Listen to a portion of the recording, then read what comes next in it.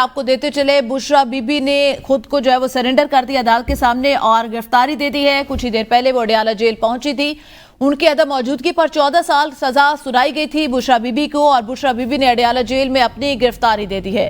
अहम खबर है, बानिए चेयरमैन पीटीआई की अहलिया बुशरा बीबी ने अडयाला जेल में गिरफ्तारी दे दी है। एहतसाब अदालत ने बुशरा बीबी को 14 साल सजा सुनाई थी। बानिए पीटीआई की जानिब से यह कहा गया कि अदम मौजूदगी में और उजलत में यह फैसला सुनाएगा। बुशरा बीबी कुछ ही देर पहले अडयाला जेल में पहुंची थी, जहां पे बुशरा बीबी की जानिब से अडयाला जेल में गिरफ्तारी दे दी गई है।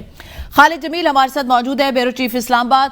खालिद जमील साहब, बुशरा बीबी ने गिरफ्तारी दे दी है। बुशरा बीबी बखैर जो है वो कोई अवामी ओहदा उनके पास नहीं था, सियासी ओहदा उनके पास मौजूद नहीं था।